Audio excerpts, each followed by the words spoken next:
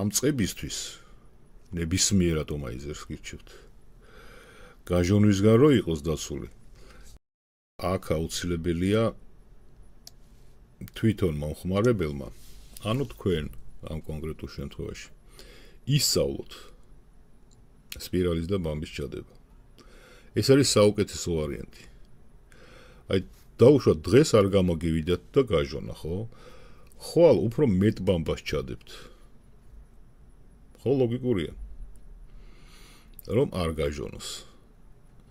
თუ მაინც გაჟონა, კიდევ უფრო მეტ ბამბას ჩადებთ. თუ დაუშვათ პირიქით დააკლდა, ცოტა ნაკლებს ჩადებთ, ან დავარცხნით ბამბას, ხო? ეს ყველაფერი უკვე მე მოდის პრაქტიკიდან რა, ამის ცოდნა. რომელ ატომაიზერში რამდენი ბამბა ჩადოთ. და რატომ გეუბნებით ამას?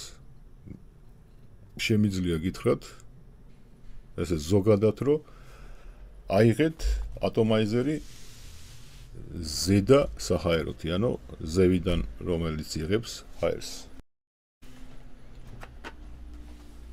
აი ატომაიზერი, რომელიც სხვადასხვა ატომაიზერებია, რომლებიც დაუშვათ, აი ზევიდან იღებენ ჰაერს. საჰაერო აქვთ ზედა ნაწილში განთავსებული.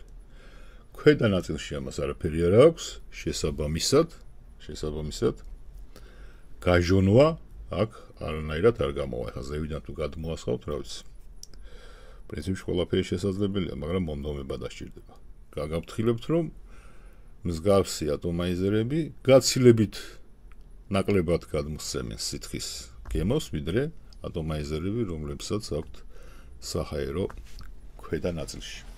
ანუ ქვედა საჰაეროები, ქვევით აქვს მოთავსებული საჰაერო, ქვევიდან იღებს ჰაერს. ამიტომ გირჩევთ რამოდენიმეჯერ ჩადოთ ბამბა, არ დაგაფრთხოთ იმან რომ გაუვიდა, არა უშავს, ერთხელ გაუვიდა, 5 ჯერ გაუვიდა, მე-10 ჯერ უკვე რო ჩადებთ, აღარ გაუვა. უკვე მიხვდებით რამდენი ბამბა უნდა ჩადოთ შიგნით.